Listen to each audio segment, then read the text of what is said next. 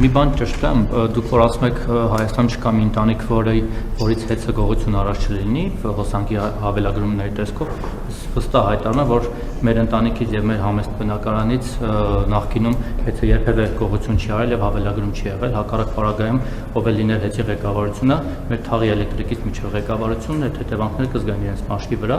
իսկ փոխարենը հիմա մենք նկատել ենք վերջին ամիսներին, որ կարծես թե ավել է գրում մեր հոսանքը, սա իմիջայլոց։ Չէ, կներեք, դա իմիջայլոց չի, ուրեմն ես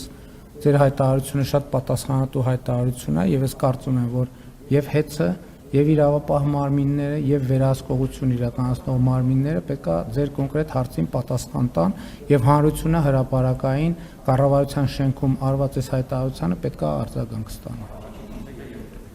Բոլոր մասերին։ Շատ պատրաստ եմ տրամադրել, թող ուսումնասիրեն մեր տան հոսանքի ցուցմունքները։ Ինչ բուն հարցը ձևակերպել է, ես ուղղակի հարցնեմ, ես կարող եմ օգտագործել դոմփել բառը իմ հարցի մեջ ձեզ հղում տալով, թե դա 18+ էթիկայի սահմաններում չէ, թե կարող եմ օգտագործել։ Ազատ եք օգտագործել ցանկացած բառ։ Ուրեմն կօգտագործեմ։ Դուք տեղյակ եք այն խոսակցություններից, այն նաև մամուլի հրապարակումներից, համաձայն որոնց նախ ձեր կողմը անցած եւ այսպես ասած տիրադավ հռչակված եպիսկոպոսներից Վազգեն Միրզախանյանը նախկինում երբ եղել է վիրահայոց թեմի առաջնորդը, այդ շրջանում սեռական ինտիմ կապի մեջ է եղել իր քահանաներից մեկի կնոջ հետ կամ ինչպես դուք եք ցույց ասել, դոմփել է իր քահանայի կնոջը եւ դրանով իսկ պատճառ է հանդիսացել այդ քահանայի ընտանիքի փլուզմանը եւ մեծ սկանդալի առիթ է դա տվել եւ իրեն ուղղակի վտարել են այդտեղից, որպեսզի ել ավելի մեծ զարգացումներ չլինեն, նաեւ մամուլում հրապարակումներ կան Վազգեն Միրզախանյանի այսպես ֆինանսական մախինացիաների, ենթադրյալ մախինացիաների գործարքների մասին, մի խոսքով լավ հռչակ չի վայելել ինքը վիրահայոց թեմում։ Հիմա դուք այս մարդու միջոցով ինչպես եք փորձում ձեր խոսքերով ասած պայքարել սրբապղծության դեմ, ինքը օրինակ պղծությամբ զբաղվել է, պիղծ է, թե սուրբ մաքրամաքուր կենցաղով կուսակրոն հոգևորական է։ Մեկ էլ այսօր կառավարության որոշումներից մեկով տեսա, որ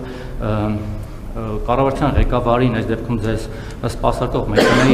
մեքենայի պետհամարանիշը այսուհետ պետք է լինի ուլտրա գոլդ Հայաստանի դրոշը եւ ընդամենը մեկ թիվը։ Սա նորից հիշեցեց ձեր խոսքի ու գործի տարբերությունը, նախկինում երբ որ դուք նոր եք ստանձնել այս պաշտոնը, հայտարարում եք, որ երկրի ղեկավարի մեքենան չպետք է ունենա գոլդ համարներ, պետք է հասարակ լինի, այն ժամանակ նույնիսկ հասարակ համարով էր ձեր Mercedes-ը 136 կամ ՍՍ,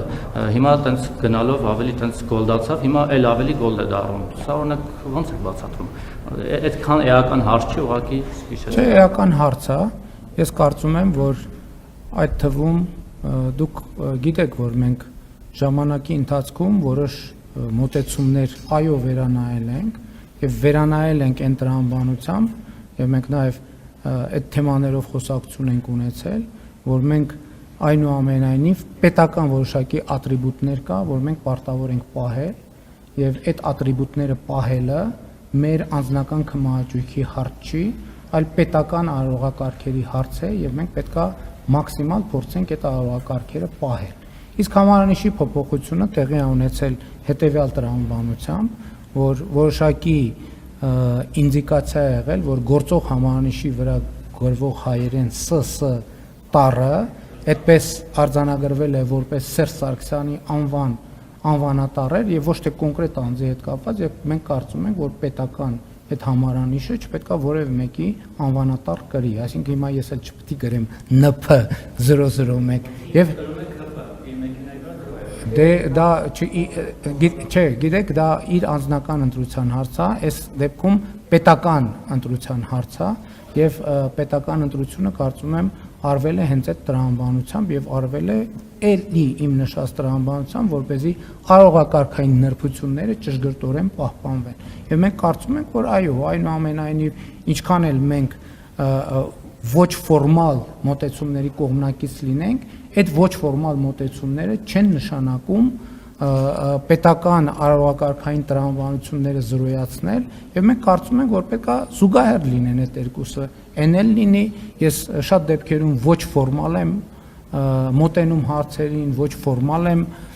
ոչ ֆորմալ միջոցառումների շատ եմ մասնակցում, ոչ ֆորմալ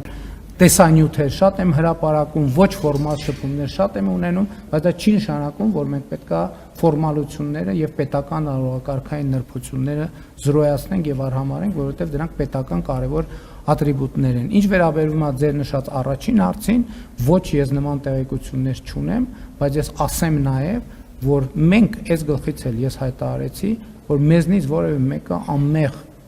կամ սուրբ ձևանալու բան չունի, մտադրություն եւ կանխավարկած չունի։ Ընդհակառակը բարենորոգման հայտարարության մեջ արձանագրված է մեր մեղավորությունը եւ պատասխանատվությունը եւ մեր ցանկությունը եւ ընդհանրապես ես կարծում եմ սա չի վերաբերվում միայն եպիսկոպոսներին կամ պաշտոնյաներին։ Մենք ընդհանրապես պետքա հարց տանք մեզ մեր կողմից հայտարարվող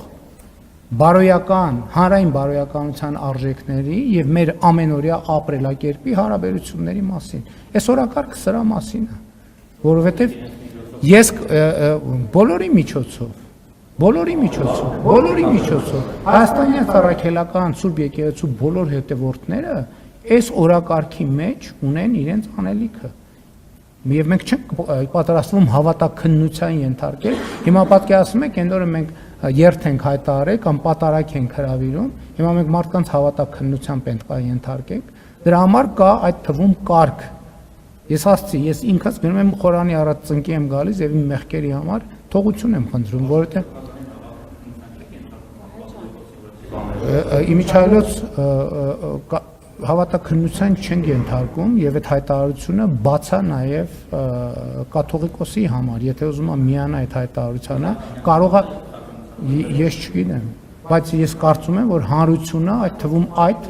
եւ մնացած բոլոր հարցերի պատասխանը պետք է ստանա եւ իմիջայլոց, եթե ուշադիր եք եղել, ուրեմն բարենորոգման հայտարարության մեջ հատուկ կետ կա, որ պետք է Հայաստանի Առաքելական Սուրբ Եկեղեցին ընդունի նոր կանոնակարգ, որտեղ պետք է ընդունվեն հոգևորականի բարեվարկության ոչ միայն կանոններ, այլև այդ ընդունված կանոնները պահպանելու մեխանիզմներ։ Սա է այդ հարցի պատասխանը։